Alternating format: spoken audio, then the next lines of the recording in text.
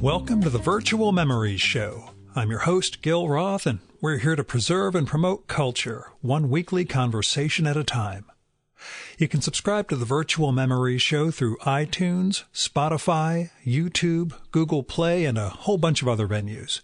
Just visit our sites, chimeraobscura.com/VM or vmspod.com to find more information, along with our RSS feed. And follow the show on Twitter and Instagram at VMSPod. Well, yesterday I had my 6-month check-in with the oncologist, which is sort of the culmination of this ongoing full year since I got diagnosed with CLL. The check-in went fine. The white blood cell count came back with no craziness. It's actually down a little bit from January's check-in, which, was our big concern. The whole thing about this is if your white blood cell count doubles in a 6-month span, that means it's time to start getting treatment. And mine actually went down instead of going up. So that means no bad news. That said, the doctor wants me back in 4 months instead of 6 months because of some other markers and things that are going on, but nothing that would trigger CLL treatment. I sort of suspect it's less about my IgG figures and more because I'm one of the more charming and interesting patients that shows up in the office. Doctors tend to ask for, you need to come back soon. And I'm not a late stage cancer patient, so it's probably less depressing to talk to me. And I got a little more acclimated to the idea of being in an oncology waiting room this time. It's, I guess, my third, fourth time there.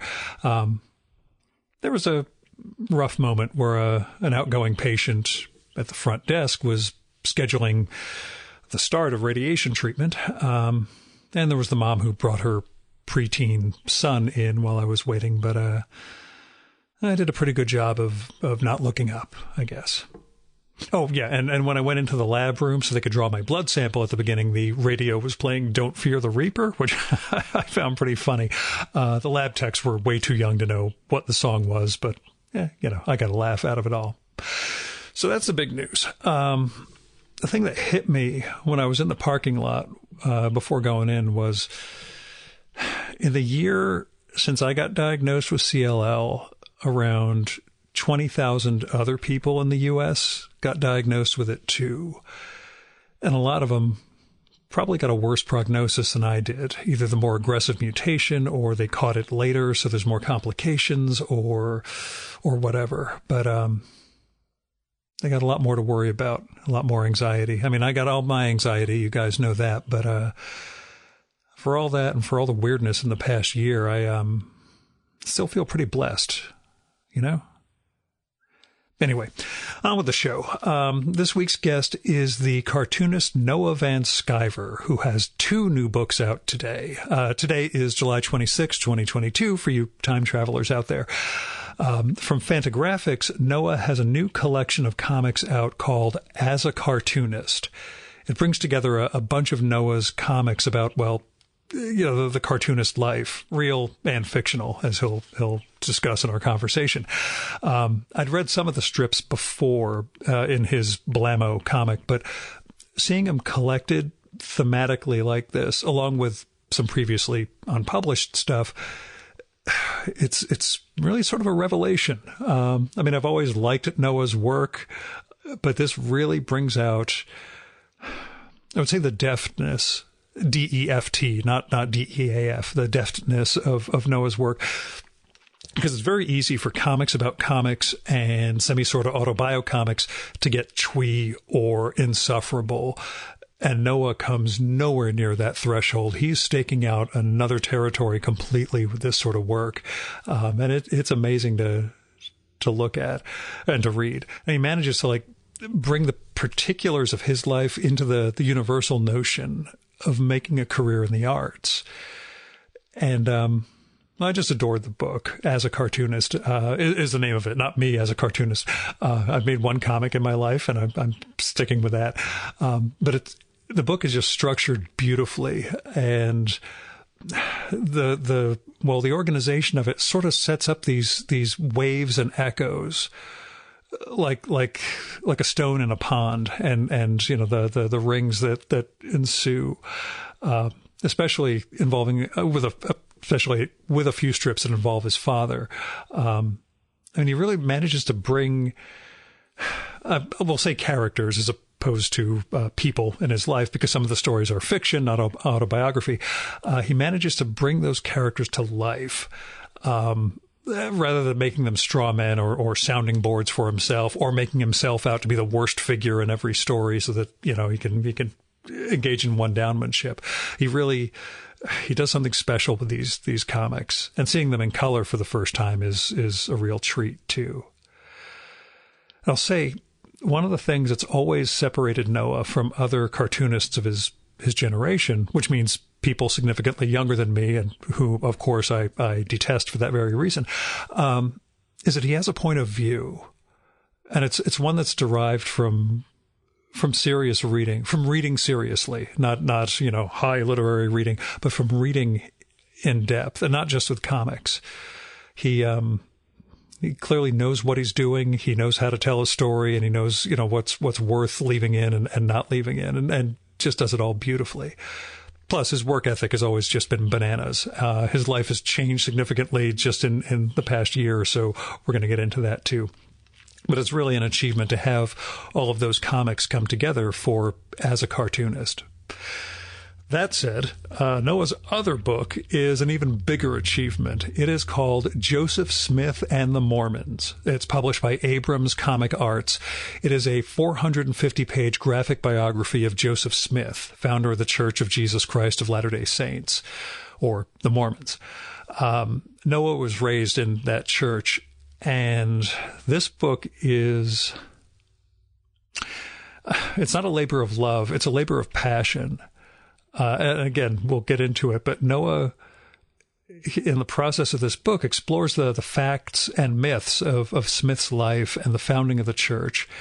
And he brings it to life in what I have to call an even-handed way. That is, you know, if you're used to the South Park guys' explanation of Mormon history, or have as scattered a knowledge base of it as I do, Noah manages to convey the story in a warts, or the history, in a warts and all manner, but without judgment. He lays it out for you, and graphically, you know, through his really good cartooning chops, he manages to include the mystical or revelatory episodes in Smith's life, the myths in Smith's history, in a way that clearly segments or differentiates them from day-to-day reality, but doesn't nod one way or the other as to whether they, you know, quote unquote, happened or were made up. So this book is really a fantastic exploration of a uniquely American figure, one who's ultimately changed the world. And I know I said it's over 400 pages long, but Noah's storytelling and cartooning strengths managed to make this book just absolutely propulsive. I was just swept along while reading it. And as he mentions when we talk, you know, he decided not to go with captions, to do everything in terms of dialogue. And in that process, he thins out the things that could bog down how you tell this sort of story, and the things that could distract a reader, and really just I think, engages on a really great storytelling level. So for many cartoonists, having one book like this come out in a year would be a triumph. But for a guy as hardworking as Noah, it only makes sense that he'd have two of them come out and on the same day. Now, besides these books, the other thing I want to talk about with Noah is the series of video podcasts he did with other cartoonists during the pandemic. It was really a hoot watching him split screen with his guest and talk about their craft. And he's had to put the podcast on hiatus while finishing and launching the books, but I hope we'll get back to that soon. It's on YouTube. I'll put a link to that in the show and episode notes for this one, but I'm always gratified. I'm always interested in learning what somebody else who does this figures out about themselves and what they've learned from, you know, interviewing other people, especially in this case, other people in his own craft. Anyway, here's Noah's bio. Noah Van Sciver is widely considered one of the most notable cartoonists of his generation, and first came to attention in 2006 with his critically acclaimed anthology comic book series Blammo, which earned him 3 Ignatz Award nominations. His work has appeared in Mad Magazine, The Comics Journal, Best American Comics, and The Stranger, as well as numerous anthologies. Noah is the author of multiple critically acclaimed graphic novels, including The Hypo, The Melancholic Young Lincoln, Youth is Wasted, Sang Cole, One Dirty Tree, and Fante Bukowski. He lives in Columbia, South Carolina, and his 2 new books are As a Cartoonist and Joseph Smith and the Mormons. And now, the Virtual Memories conversation with Noah Van Sciver.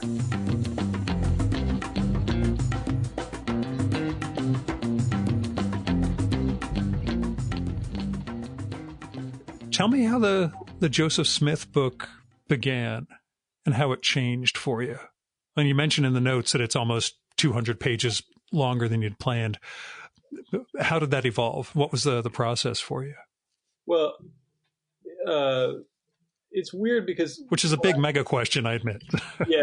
Well, it's like, I have the whole family history part of it, but as soon as I decided that I was going to be a cartoonist, and like devote myself to being a cartoonist, I always like kind of messed around with Joseph Smith as a character. Like I did, like one of the earliest comics I tried to draw was like this Joseph Smith comic where he had like a sidekick monkey named Moroni and all this like dumb, so it was just like, it was something that I couldn't get over.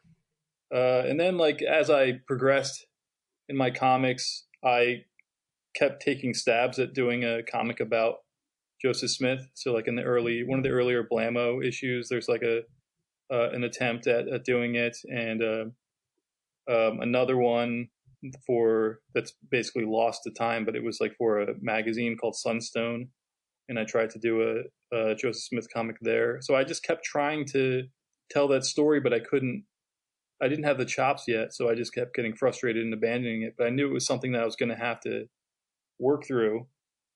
And then, of course, when the whole story is like when I turned 30, I started really reflecting more on like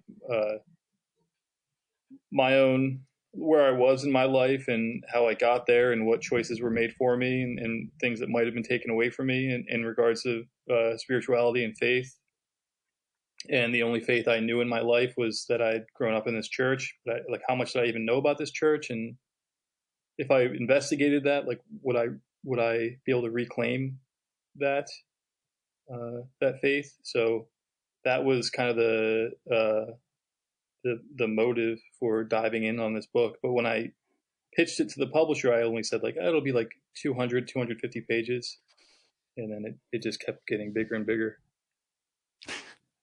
Yeah. What was that moment like for you where it occurred to you that there's no way on earth this was actually going to fit the proposal?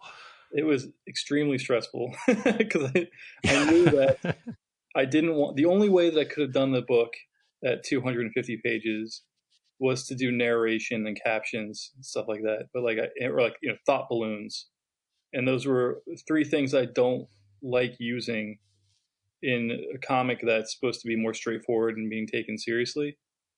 So I was like, I don't know what to do. I already had all these pages. I didn't want to go back and change anything. And I wasn't sure if, at Abrams, if they were going to make me totally edit everything and chop it down. Because I felt like everything that I included needed to be included. And there was a lot of information and events that I couldn't include that I want, because it could have been an even bigger book. So it was just really stressful. It was a lot of problem solving. So I had a lot of nights where I'm just up in bed at night, just problem solving different scenes and different details when I should be asleep.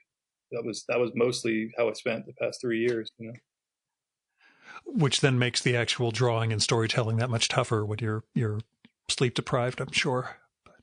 Oh yeah. But yeah, talk about a little again, it becomes this ongoing spiral of this will never get done. I mean, you could have always just put part 1 at the end of the title, I guess, and maybe that would have worked. But then Abrams. But talk a little about those. Abrams is like in a 2-book deal, and they're like, we didn't have it. That's not the deal we made. You get this done in 1 book, buddy.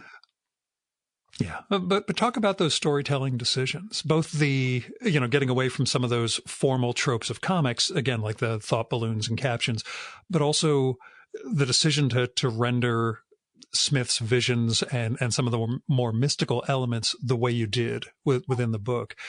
How did you sort of work through what you would tell and how you would tell it, I guess? Well, I wanted to differentiate my work from any kind of graphic novel that the church would have produced. I wanted to have it be more straightforward and to have the events portrayed um, like secondhand, like somebody's telling you that this thing happened instead of actually having you be there while it's happening. I only gave in and did that like once for one scene because I felt like I didn't want to. I don't. It's so well. I'll go back to that, but basically, I just wanted to make sure that the books was straightforward and didn't take any sides necessarily. Like I wanted it to be like very strange. Like I did this book called The Hypo, and I wanted to make sure that people knew that this was like I was like I'm going to do like an underground comics biography of Abraham Lincoln, And so I wanted to make sure this had the same kind of funkiness to it, and that it was distinguished from the other books on Joseph Smith that the church would have produced. So I didn't want to yeah, I guess that's it. I mean, I just wanted to make sure that it was original. Sure. And how did your past work prepare you for this? I mean, you mentioned some of the stabs and the playfulness with Joseph Smith, but when it came to telling a story of this, both this length and this significance, was there some aspect of the past work that sort of laid the groundwork for this, or did you feel like you were headed into uncharted territory as a cartoonist, as your cartoonist, not as any old artist? What gave me the gumption to do it was I did a graphic novel with Paul Buell on Johnny Appleseed, and that took place. A lot of the events in that book took place during the same time period, and that was just a straight illustration job. So I worked on that, and I felt like okay, like I was proud of the drawings that I was doing, and I was like, well, this looks a lot better than the attempts I had made earlier with that story. So like maybe now I'm ready to take this on. Maybe like I've sort of figured out my visual alphabet for telling a story in this time period. Do you feel at any point you changed in terms of your work as an artist over the course of the book? Do you feel consistent within, what's there? Only because some cartoonists, when they have, what it's like with a really long project, you could see the early stuff is like, oh, they were still figuring out what they were doing and how they were doing it. And I don't see that so much in this. And I don't know if if you look back at certain things, oh man, I would have drawn this a little differently, based on where the story went or how you developed. Yeah, there's always going to be that. I mean, any book that you look at that you did, you're always going to look at the early parts and be like, I wish I could take another stab at that. But a lot of the early chapters in this book, I went back and redrew. So the beginning of the book is not the same beginning of the book that I had done when I started it. Like that all those pages were drawn a little weirder, a little less confident. I hadn't really found my kind of casualness with my art at that point. It was a little more unconfident. Just sort of, I was going to say more not rigorous, more over refined, maybe. Yeah, like I'm always looking for like a very, very confident casualness with my artwork. Like I want it to be like, like I'm not even trying. It's just like I'm as I'm thinking it. Like I wanted the work to look as immediate as it was thought of. So it took a while to find that. Who's your audience, or who's your ideal reader for this? Well, Not to tell you to do the marketing for it, but when you mentioned wanting to do something that wouldn't have been the church's graphic novel of Joseph Smith, I guess anybody, there could be people in the church that would read it. Usually younger people in the church are more interested in this kind of thing than the older members of the church are not interested at all. They're like, disgusted by it, but like younger people are interested in it. People who are curious about the faith, you know, they've seen the South Park episode or something, or they know about the play. You know, anybody who just has like an interest in what the heck, knowing what the heck the church is all about, where it came from. But also just graphic novel readers. I mean, you know, it's like Chester Brown's Louis Riel, like whoever the casual reader of that would be, probably like the same. Yeah, which turned out to be me, knowing nothing about Canadian history. That Me was too, one yeah. of those, I guess this guy's real, and this is a whole not going to be a Seth thing where it's all, you know, fictive. But Yeah.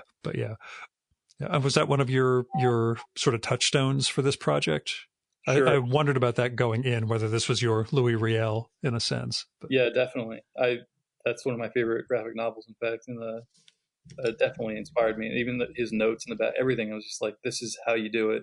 Let me see if I can do something like this. And the way that the one thing he did that I wish I could have done was he was always far removed from the event. So like he gave you this aerial shot of the people in the events happening and stuff. I wish I could have done that. I can't do that. I can't pull that off. But I really admire how he constructed that and how well thought out it was. Well, his lines are skinnier than yours, so they take up less space in the panel. I'm just kidding. But on a deeper level, I mean, you talk about it in the notes a little bit without revealing.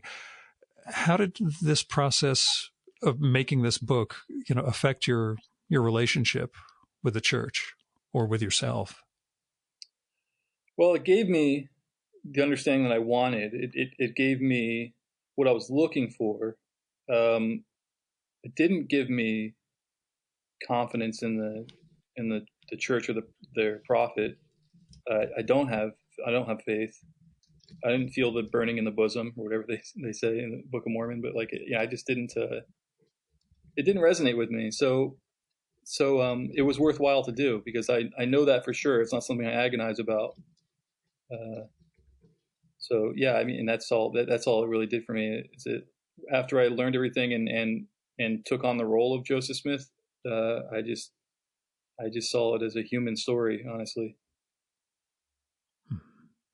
And the decision to keep the story, I mean, I know it's the story of Joseph Smith, but you literally keep it constrained to Joseph Smith. Was there a temptation, you know, to kind of, I know it's already 450 pages, but, you know, expanding beyond him into the times, into the larger world in which he lived or where the church went after him?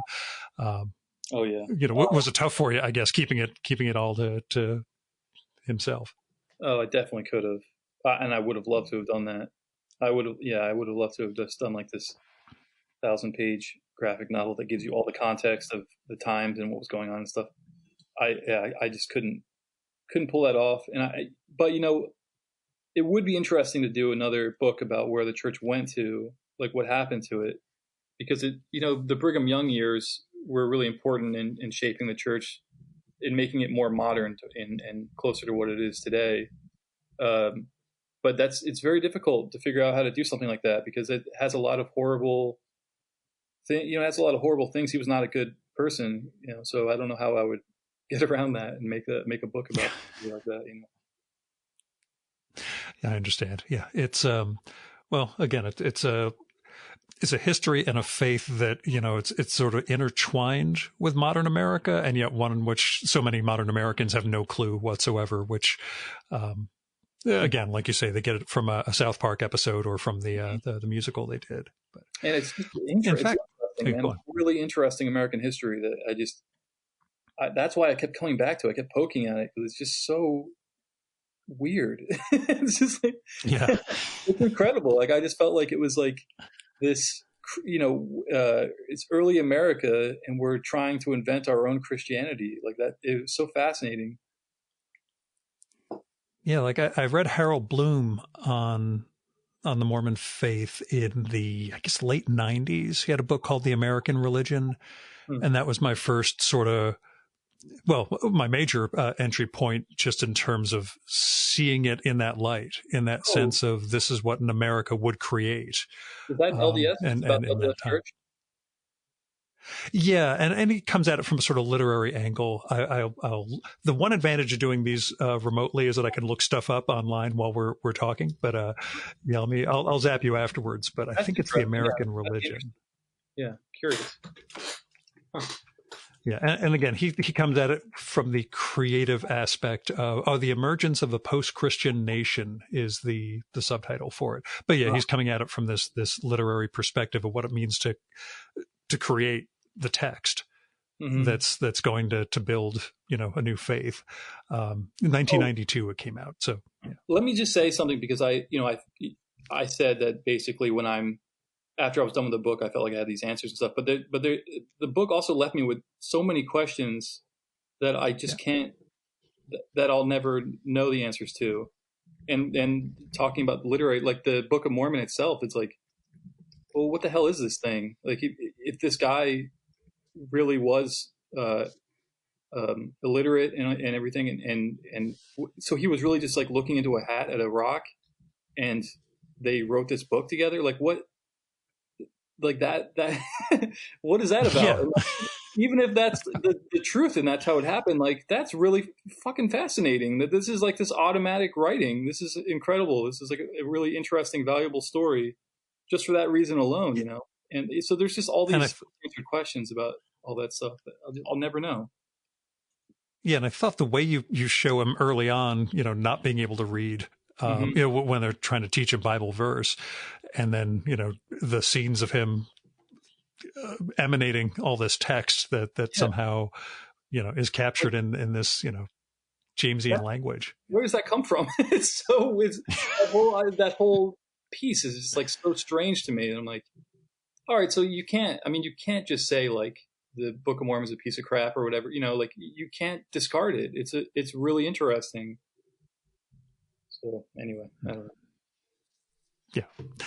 Do you see yourself continuing to I don't want to say revolve around the church, but, did this satisfy most of the questions you had otherwise, or do you see yourself continuing to explore this, particularly in relation to the church?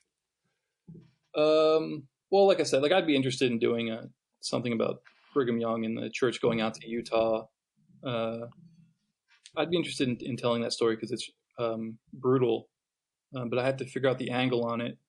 I guess I wouldn't really come back to that well for a few years. If I do, you want to be known as the LDS guy. Yeah, that's right. Yeah, you really got to take some breaks and show what else you got. Yeah. I did notice. I only have a PDF of the book, not the printed one itself. But in the indicia page, you donated or sold the art to the library at BYU. Yeah, they have all the artwork and all the notes and research material. It's all there on their campus for them to if there's students or something. They have like a file of a lot of my work. They try to collect work from artists who were raised in the church. So I'm just one of the artists that they have a lot of my work there for future. Did you have much? Did you have much relation? Were you interacting with them over the process of making the book itself? No. Was it a good resource for you? Yeah. No, because this, a lot of the stuff, the events that took place in this it's all kind of I didn't have anything to do with it. Like I didn't talk to them or anything about any of it. But I've met the guys. I met the people from the library at San Diego Comic-Con. And I struck up a friendship with them, and they were really nice people and everything. So, so I just when the book was done and stuff, they already had most of the pages from the Hypo, my first graphic novel. So we just had them take all this stuff for safekeepings, I guess. I don't know. I feel like I had something else to say about that, but now I can't remember. It'll come to you. Again, this is fatherhood you've got to deal with too. Right.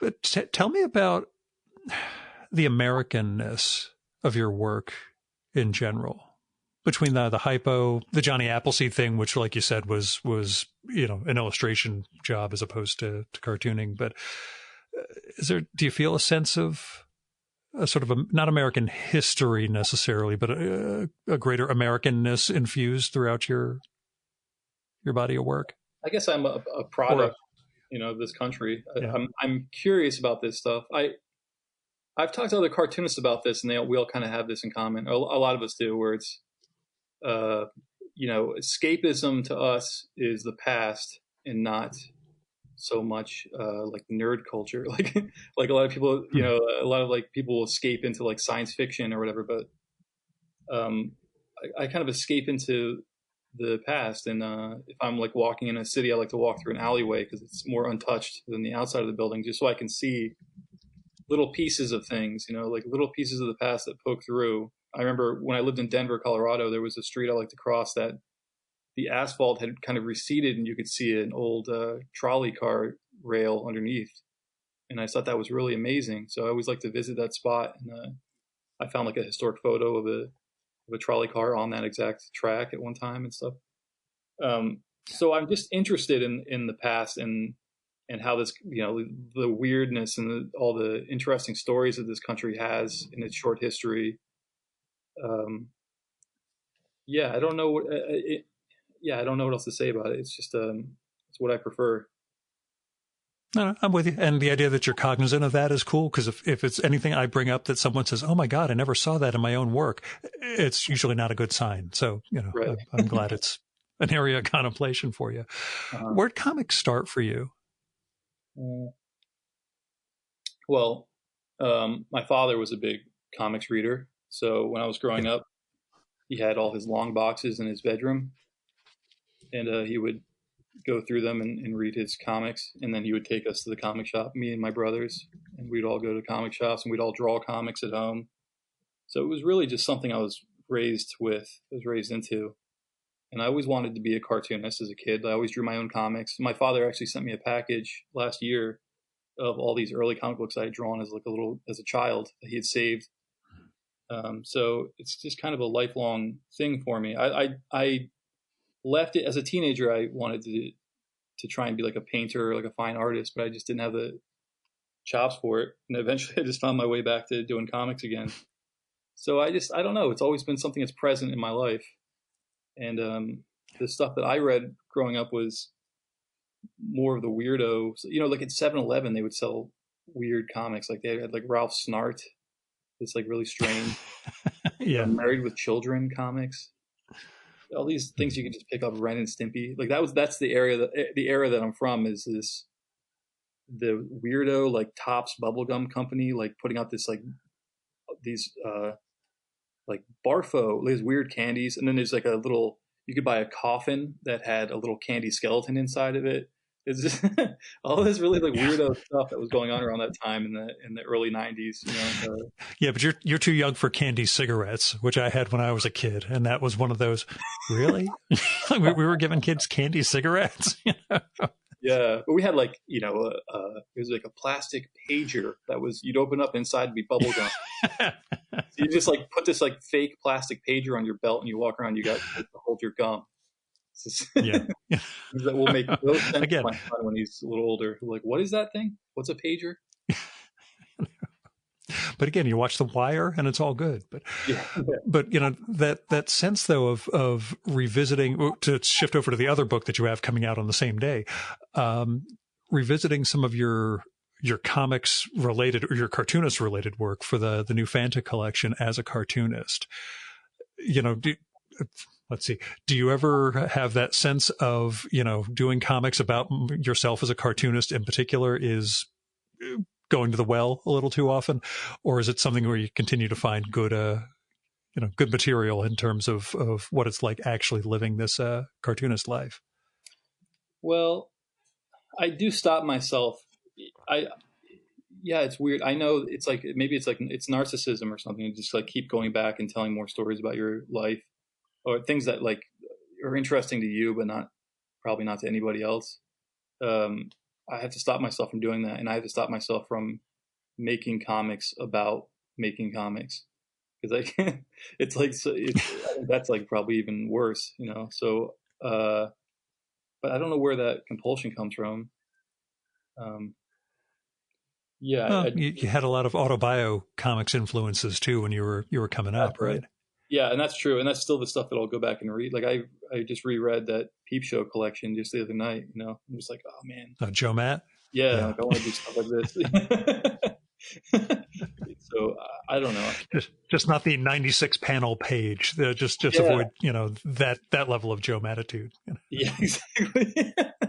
There's so much material in that collection. It's like a slim book, but it'll take you forever to get through it.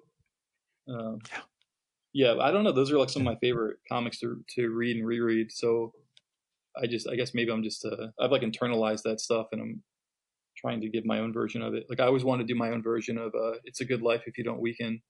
That's one of my favorite graphic novels. Yeah. But, yeah, it's well, that one's a marvel, but yeah, I especially when the punchline came out about it a few years later, but that was what was that? Oh, just that Kalo was made up. That Oh the yeah. and then Seth had just created this fictional old time cartoonist to be fixated on, and everybody just it's sort of pre-internet. It was easy enough to just believe what was there. Yeah, that's pretty great. Yeah. But, what was it like for you just sort of revisiting some of those comics, especially given that, well, everybody's stories became much more truncated over the last 2 or 3 years. We got a lot more limited in terms of, the new stuff we could live. What was it like sort of revisiting your pre-pandemic cartoonist life to put that collection together? Hmm. Well, I was always kind of aware of it. I mean, that book came together slowly because I was kind of slowly putting those stories together and hoping that they all fit together as I was doing them. So I was aware of them. It wasn't, I would go back to them and think about what to do, what to add to that book as I was kind of going through it. But I didn't, looking through it, like none of it is real. Like none of that stuff is true. So I could still do stories like that and not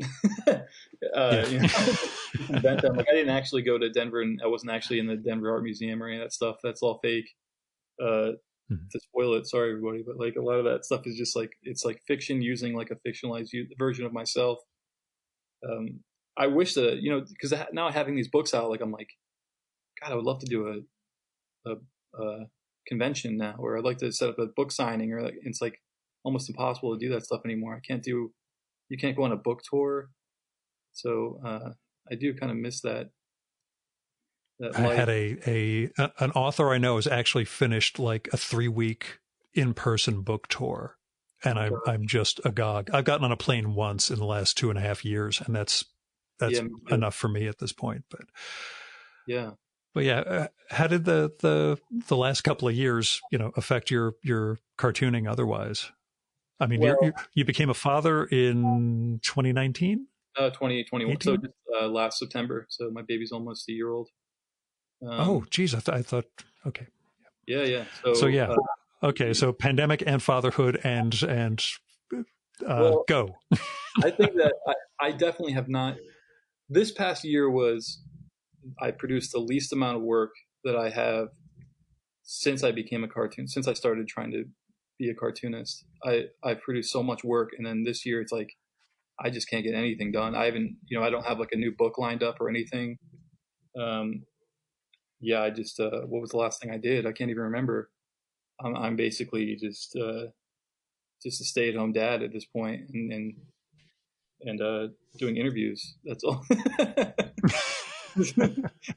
So yeah, maybe this will give you some ideas. I don't know. We'll come up with it. We'll figure out an idea for the next story. But I do need one, yeah.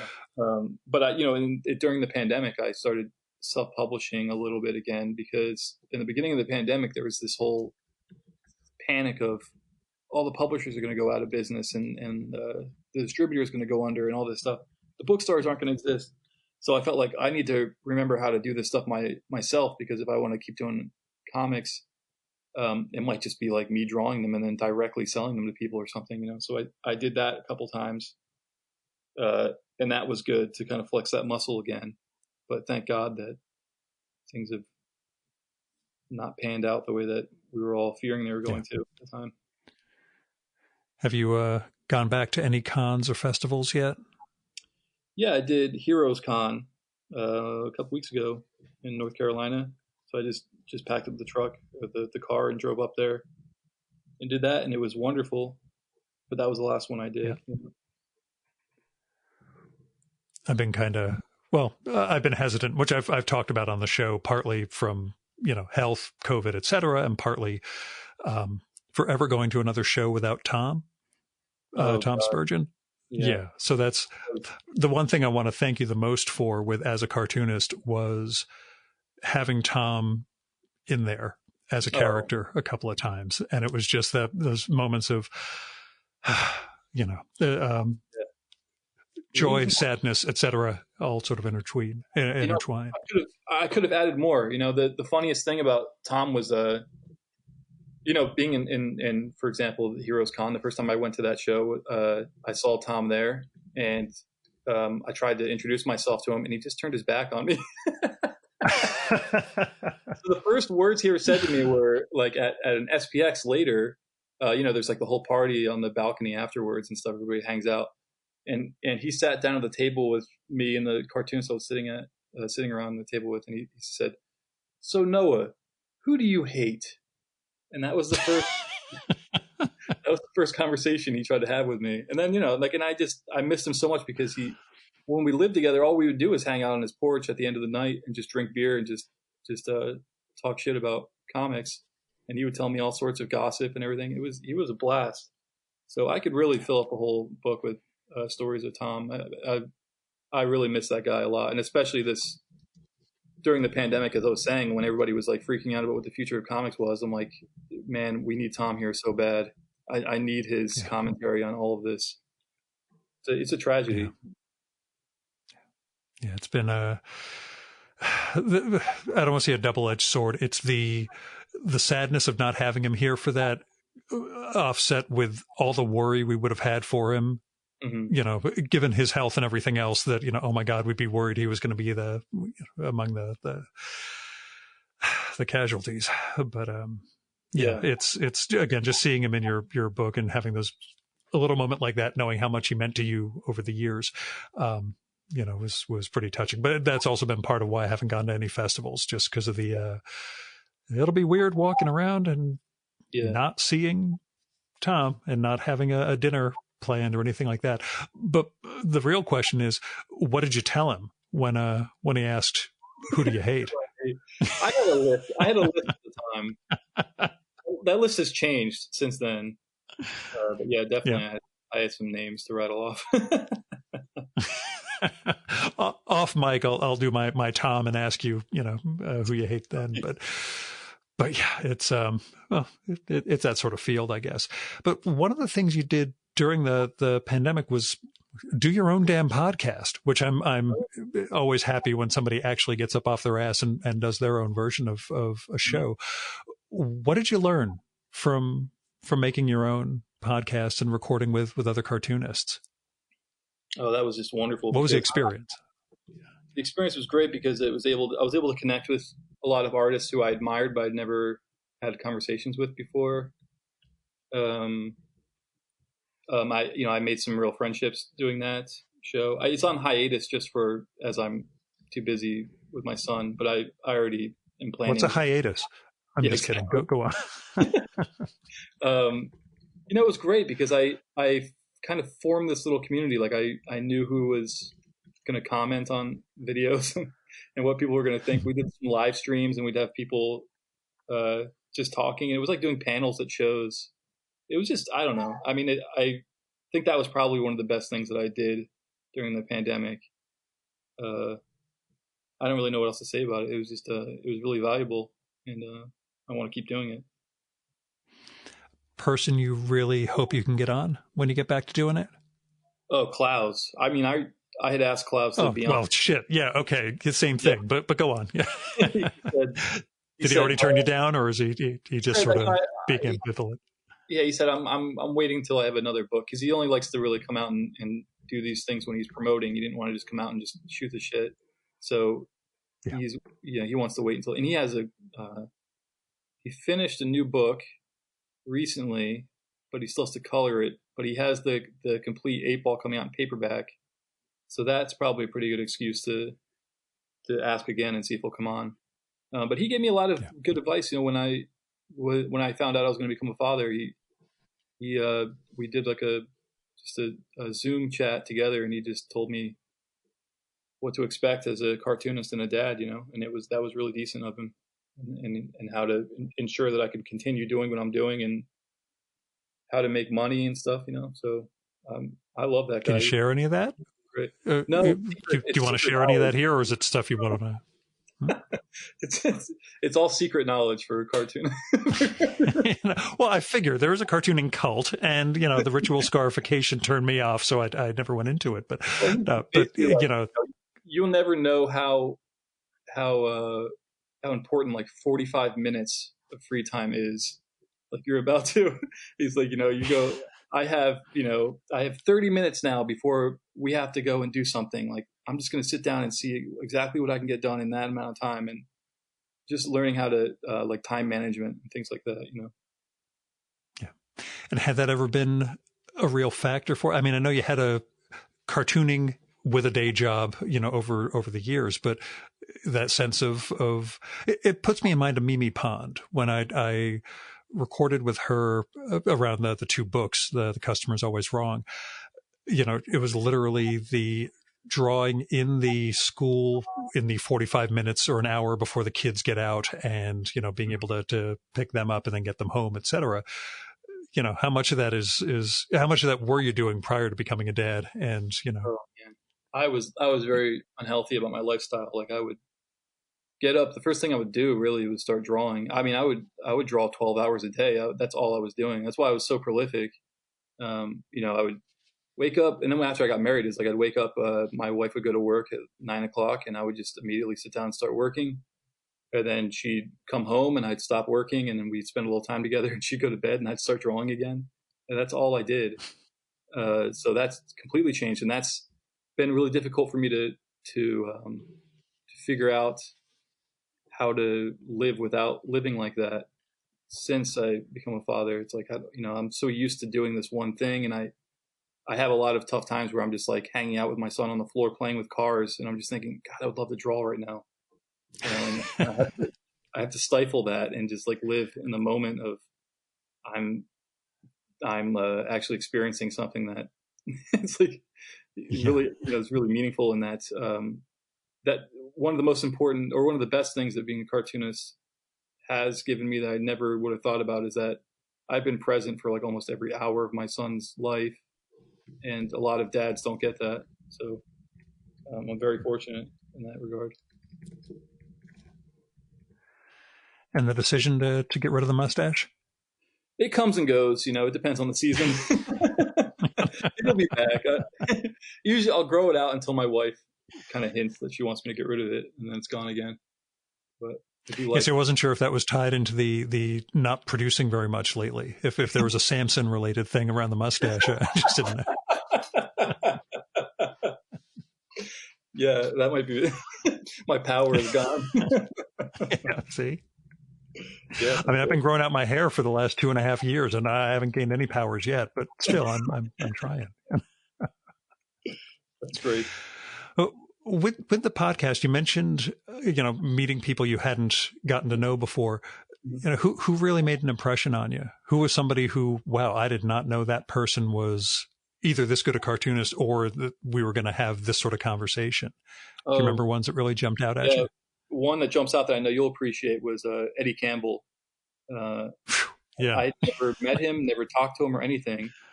I just got his email from a friend and then wrote to him and asked if he'd come on. So we didn't know each other at all. And I really enjoyed that because I'm a big fan of his work. I love his comics. That Alec Omnibus I reread all the time. And I always find things in there that I'm like, I never noticed that. It's such an amazing collection. So getting a chance to talk to him was really inspiring and really interesting because he doesn't see his work the way that everybody else does. He has a very interesting, skewed version of himself. And towards the end of that conversation, he got into basically about how he doesn't even want to draw anymore. He doesn't want to give people his drawings. So he's like doing more and more computer work. but it's like, Eddie, people want your drawings, man. They want to see. I know. Like they don't want to see like a computer collage. They want to see your work. And he's just like, no, I'm not. And it's almost adversarial. Like, ugh, I'm not giving you that, you know? So it's really frustrating, but I think about that conversation all the time because what a interesting person, what a long history in comics he's had. And that's where that's the attitude he's developed from that history, you know? Yeah. I think he said recently and again, it may be all computer driven, but that he's made a new book around the last 2 years. I think he mentioned it, I think on Twitter or somewhere, which was one of those, wow, that's certainly interesting because like you, I will line up to get a new Eddie Campbell book any old time, but yeah. I wonder do you know what it's about or anything? I think it's about the last 2 years. I think it's about the pandemic and life as we don't know it anymore. But well, I just hope he draws it, you know, because what is that about? Like artists, it's like the older you get, the more you simplify your style. You know, you start. Well, that's the question I actually have because I asked Bill Griffith this years ago. Yeah. I was recording with Bill. And I said, one of the things that really strikes me about Zippy is how ornate, you know, how you're still doing this intense amount of cross hatching. You know, the work is so visually dense. I would think after, 40 years, you simplify, you start moving away from that. And he was just like, no, it's the exact opposite. You know, you just get better and better and better at doing all of those things. And I was like, okay, I would get lazier and lazier about those things, which is why I'm not an artist. But, Bill also has something I got to see in his studio.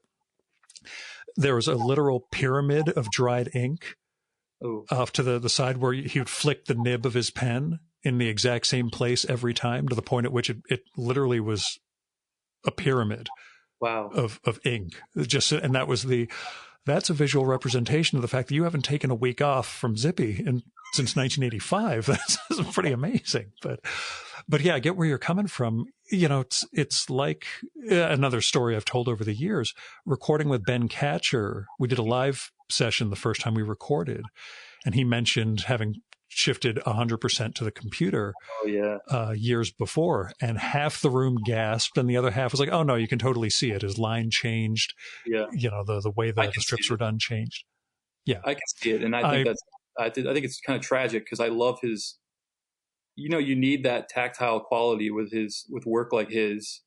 And when there's something missing. It's like, classic films have this kind of veneer, this like beauty because it was filmed on actual film. It has a sort of a grittiness, and you look at films that are filmed today, and it's very crystal clear. It kind of takes away some of the realness, even though like you're getting a closer picture to like reality. Somehow, it's still it's taking away part of reality. It looks fake, or it looks more. Yeah, this looks fake. And with his work, I just don't like it. I don't like the way that his work looks when it's digital. I really prefer, the older Catcher work, the way it looked. And like printed on newsprint in the Village Voice or something like that too. But, but that was he said my artwork is just printer's instructions. And and well, it all came to a head when I saw him years later. We were at one of his symposia for either Munoz or Sampaio, one of the cartoonists. Peter Cooper was going to interview him, and Ben was talking with the art dealer who was there, who said, "Oh yeah, we're selling some pages of I guess Sampaio, while he's here," and Ben idly asked, how much do pages go for? And when Scott Eder quoted the dollar amount to him, I think Ben had that moment of, maybe drawing on paper wouldn't be so bad. Maybe people would be interested in these things. Well, that's the other aspect of it, is that a lot of as an artist, there's a lot of collectors, and you're cutting off a big income source by switching over to digital. So I don't get that part of it either. And I really don't think that it's adding anything to your work to make it better. I think, it's in all the tools. It's like, oh, but you can use a tool that looks like a pencil. It's like, yeah, just use a pencil. Like you don't need, you don't need to, Yeah. look at this. This looks like an actual paintbrush. It's like, it doesn't though. Everybody can tell that's not real paint. And there are real paintbrushes. So like, you just do that. I don't get it. Yeah. Now, do you do digital for color or Yeah. effects or anything? Yeah. Okay. So I assume, but I know nothing about the production process for you. I do multiple layers. So, I'll have like a ink wash or watercolor, some colored pencils. And then underneath all of that is just like a Photoshop layer of color that just helps boost it. So I use it to enhance the actual hand-drawn work, hand-done work. And getting the effect of the sunlight at the end of the White River Junction story in the woods, digital or okay. No, I assumed, but it's charcoal. It's like a Conte crown. Yeah, it's absolutely breathtaking. It was a beautiful end to that story, and I was even though I'm only reading it on PDF again, which just kills me compared to reading it in a book. It was still that moment of, okay, he found grace and managed to convey that in the comic book page. I'm moved, which is what we want from art. So thank you. I really appreciate that. And that story. I mean, that was the time period where I started really thinking about tackling a Joseph Smith graphic novel, because being there in Vermont, one of the things I did was took a trip up to where he was born. His birthplace is not too far from the Center for Cartoon Studies. So that was really the origin of like, okay, I'm going to take this seriously now. And I was thinking a lot more about spirituality and including that in my life. So that comic was the first real expression of that journey in my comics, Yeah. How far did you travel for the book, for the Joseph Smith book? Did you? The furthest, because I'm in South Carolina, so I went to Nauvoo, Illinois, and that's probably the furthest that I had to go for this particular story, And if I do a Brigham Young book, I guess I'd have to travel to Utah. I had a trade show there in 20 years ago, where I had the dumb experience of going for a hike on a Sunday morning and then coming back into town thinking I'll just stop at a convenience store and get some bottled water or something. Yeah, I really thought at least one place would be open on a Sunday, but lo and behold. When I got back to I got to the hotel and I mentioned it and they said, well, you could let yourself into the restaurant at the hotel and take a bottle from the cooler. I'm like, I'll just use the tap upstairs. I'm like, yeah, that's for the best, sir. Thank you. Yes. Yeah, different world. But, yep. Do you see the two books complementing each other in that respect? Yes. I mean, you see a thread like that, but, how else do you see the books playing off each other? I really do see them complementing each other because as a cartoonist has a lot of hints at the motivation for doing the Joseph Smith book. There's a lot of like little, they do work together. But yeah, that's all. That's my answer. Yes. And your family, the family that you're in touch with, have they seen the Joseph Smith book? Yeah. Has your father seen it? And is he, yeah, he said interested one way or the other? My father said that he thinks a lot of it is he thinks the beginning of it is lies. It's like all lies, the con man aspects of the book. But he says the rest of it is truthful and good.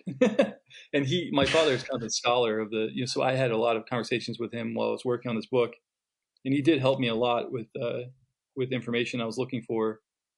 He knows everything about the church. He really is. Yeah, his family goes way back to Brigham Young's descendants, right? My mother's family does, yeah. Oh, okay. I thought it was his. Yeah. So he's really. But my mom doesn't believe any of it. So she got the book. She was really looking forward to it when I was working on it. She was really excited I was working on it. I think she got it, and it wasn't. She flipped through it and could tell it wasn't like a harsh takedown of the church. So I think she lost interest because I asked her the other day. I said, "Oh, did you get a copy of the book? What do you think?" She's like, "Yeah, I got it." I'm like, "Did you read it?" She's like, "Oh, I already know that story." I'm like, "But you, I just did all this work. This is your son's version of that story." Yeah, I'll read it eventually. I already know that story. I'm like, all right, Mom. Well, thanks a lot. But yeah, my dad immediately gobbled it up. Yes. How important is parental approval for your work? How important has it been over the course of your time? Not important at all. I don't think I don't think any of my family members read my books. I don't think any of them even have any. They might have this book. That's probably it. I don't think they have any interest at all in my comics. So I never really think about them when I'm working on my comics. And, I've done a lot of stories about my family that they haven't even read. They're just not interested. So. The one zine I did, I never sent to my mom, largely because she shows up for about one paragraph in one of the stories, and figured, she'll just find a reason to be irate. So, Mm-hmm. Yeah. But that's, Jewish parenting as opposed to, Mormon / non-believer, Yeah. Well, I don't know. They don't care. Yeah. Which again, flying under the radar is just fine as far as I'm concerned. It works for me. I want that freedom, Yeah. But as far as new projects go, you're in fatherhood mode at this point, or do you have anything gestating that's I don't know. Like I'm thinking about a lot of stuff. I know Abrams wants me to have some ideas, so I'm just kind of putting things together, but I don't want to. I want to do stuff that's meaningful to me. So I don't want to just do like I don't want to find like some interesting person in history and tell a story about them unless it has some kind of personal interest for me. And so I have to give it more thought, and I'm just not ready yet. And I'm that's just where I am right now, and I don't really know what to do. Like I have a graphic novel that's fiction that I've been kind of in my free time just messing around with, but there's no deadline for it. There's no publisher for it. So I'm really just taking my time with it, and I have no idea when it would actually come out. So I guess that's about it. You won't see anything from me for a while. Do you feel people are going to worry, given how prolific you've been over the years? Or it'll be a sigh of relief. Trust me, they'll just thank God a break from the onslaught. Yeah, again, you produced far more work than, well, I mean, you actually were interested in making comics as opposed to, being a cartoonist, whatever that meant, the lifestyle, I guess. No, that's right. I think I'm a working cartoonist. Like I like to work, and I'm not in comics as a stepping stone into some other industry. Like I'm doing exactly what I want to do. And I produce a lot of work, and now I'm just kind of hanging out on the floor playing with my son these days. I don't see anything wrong with that. That's, again, I've avoided having children largely, for selfish reasons, but, it's selfish for them, not me. That's yeah. But beyond that, who you're reading, either comics, prose, whatever. Yeah. When I get a chance to read, if I'm going to read a book, I'll try and read Willa Cather. She's one of my favorite writers. O Pioneers, My Antonia, some of the most beautiful novels I've ever read. But right now with comics, I'm going through a Will Eisner month. So I'm trying to educate myself on Eisner's work because I always brushed him off as being too melodramatic and kind of square. Yeah. But nowadays I'm really coming around to his work and seeing what I can get from it. And I'm really liking it. It's great. I just read Name of the Game last night. Wonderful book. I don't know. Have you read any of his stuff? Contract with God and a few others, which I've got over here on my shelf, which I'll send a picture of later on. But yeah, he's great. There's so much to learn. What changed for you? Well, I think there's a lot to respect that you don't think about when you kind of start off as a wise ass cartoonist when you're young and getting into this, and you're kind of antagonistic towards like a lot of older stuff, I guess. But you don't, and I don't know. Yeah, it's just like as I kind of, for some reason, something starts to appeal to me that never did, and then I get obsessed with it. But I just think he's a really. I mean, great trust me, writer. I didn't get Kirby when I was a little kid. When I was a young comics reader, Kirby made no sense to me, and it took into my 20s where I was like, oh, I get it, because I was. Yeah, help me answer that question then. Like, what happens that makes you all of a sudden turn around and go like, oh, okay. Ryan Hughes and I talked about it extensively when we did our podcast. Went way long going into this, as I recall, because Crumb was the same thing. Like I when I was late teens looking at Crumb, I didn't get it at all. Yeah. And it again took a few years, and then it was, okay, this is, visually I'm getting what's going on, and it was working better for me. In this case, for me with a Kirby, for example, I came up with Claremont and Byrne X-Men. Mm-hmm. And that visual style, that post Neil Adams, Terry Austin, super fine line, etc., was the thing I was grooving on when I was 7, 8, 9 years old. So that was the mode that worked. And then you move into like Sienkiewicz, spinning off of those X-Men comics in my mid-teens. This might be stuff you have never read, so I have no idea if I'm speaking in a foreign language to you. No, you'd be surprised. I like a lot of that stuff. Yeah, I just realized I'm like, you don't have the same superhero upbringing I did, but yeah, those things were the dominant comics for me, and the way that I read them.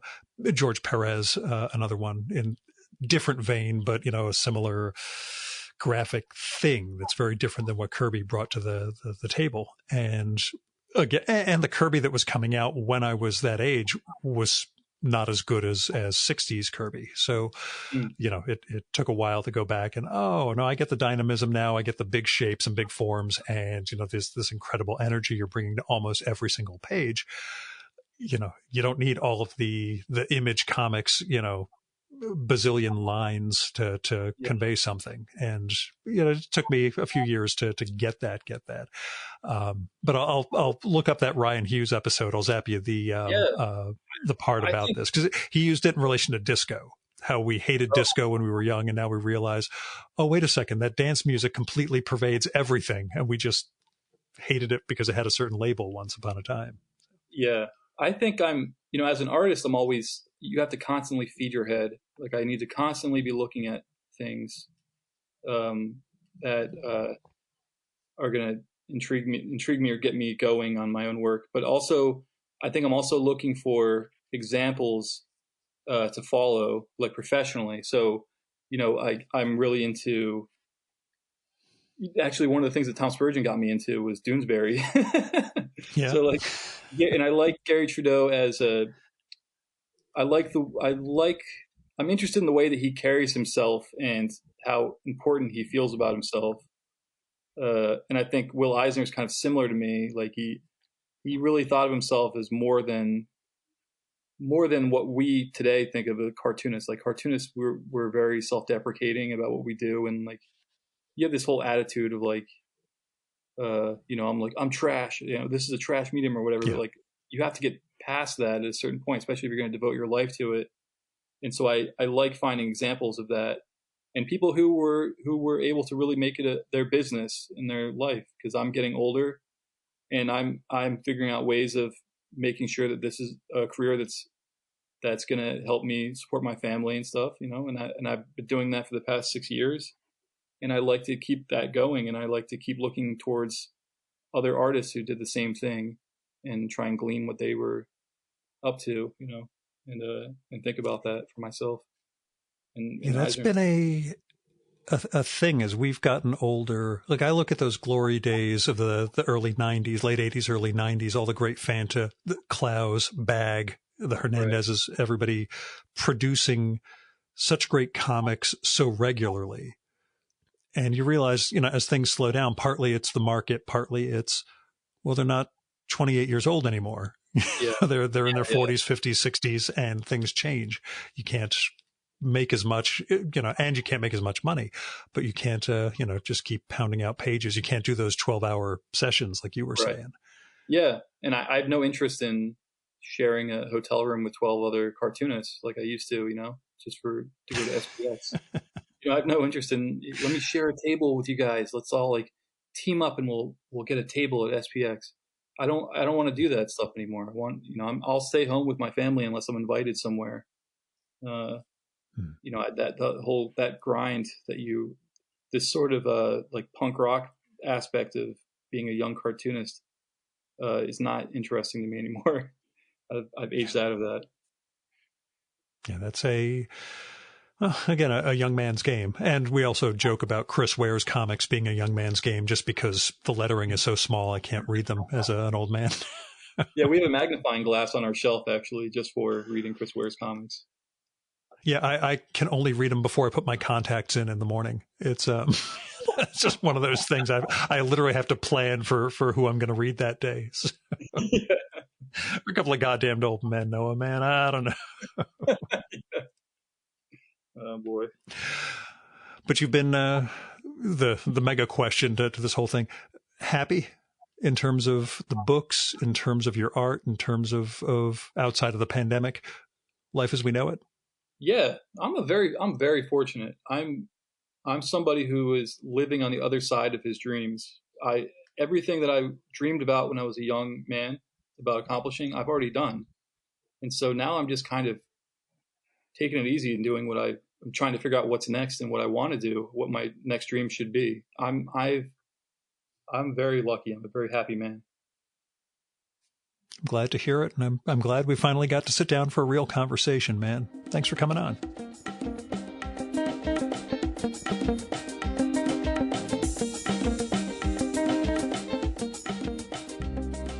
And that was Noah Van Skiver.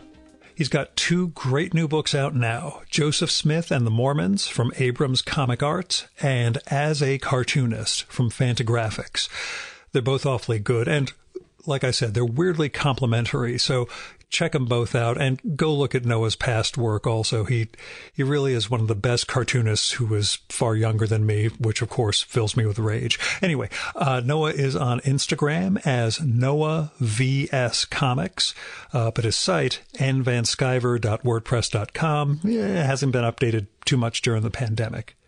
That said, his YouTube channel has all those great cartoonist podcasts we talked about, as well as updates about the book launch and all that. So I'll put a link to all of this and his other stuff, like his Patreon, which is Noah Van Skiver, all one word, in the show and episode notes for this one. Now, you can support the Virtual Memories podcast by telling other people about it.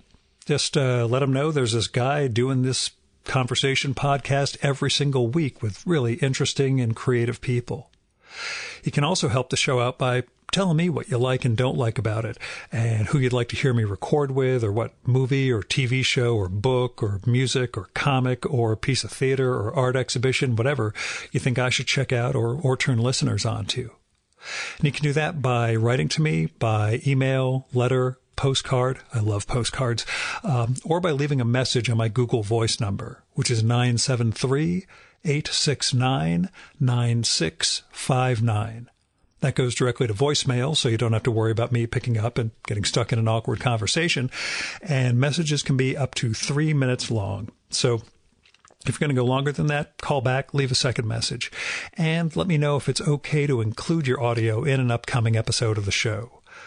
Also, if you're listening to this in a relatively timely manner, episode 500 is coming up soon, and I'm letting people tell me or congratulate me or tell me what they like or don't like or want to see for the next 500, etc., by voice.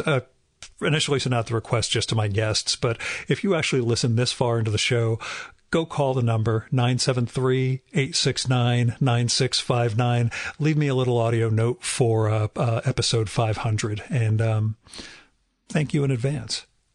Now, if you've got money to spare or other resources, don't give it to me. My day job treats me fine. My expenses are still pretty minimal for the show, although I did spend $200, almost $300, although I had credits, about $150 total, on a new digital recording interface that might work really well both for in-person recordings and for the in-studio stuff. But I tested it out this weekend. Seems really good. I'm going to put it to a couple of use cases soon. But really, still, don't give me money. I'm doing just fine. If you've got resources to spare, go help people out. You can find individuals through GoFundMe, Patreon, Kickstarter, Topato Go, Crowdfunder, and all sorts of other crowdfunding platforms. If you want to help out institutions that are in need, I give to my local food bank and the Poor People's Campaign. There are a lot of things you can do right now. Freedom funds, election funds, women's choice and abortion, Planned Parenthood funds. There's a lot of things you can do if you've got a little bit to spare that can help us build a better world. So I hope you will. Our music for this episode is Fella by Hal Mayforth, used with permission from the artist. You should visit my archives to check out my episode with Hal from the summer of 2018 and learn more about his art and painting. And you can listen to his music at soundcloud.com/Mayforth. And that's MAY4TH. And that's it for this week's episode of the Virtual Memories Show. Thanks so much for listening. We'll be back next week with another great conversation. You can subscribe to the Virtual Memories Show and download past episodes at the iTunes Store. You can also find all our episodes and get on our email list at either of our websites, vmspod.com or chimeraobscura.com/VM. You can also follow the Virtual Memories Show on Twitter and Instagram at vmspod, at virtualmemoriespodcast.tumblr.com, and on YouTube, Spotify, and TuneIn.com by searching for Virtual Memories Show. And if you like this podcast, please tell your pals, talk it up on social media, and go to iTunes, look up the Virtual Memories Show, and leave a rating and maybe a review for us. It all goes to helping us build a bigger audience. You've been listening to the Virtual Memories Show. I'm your host, Gil Roth. Keep reading, keep making art, and keep the conversation going.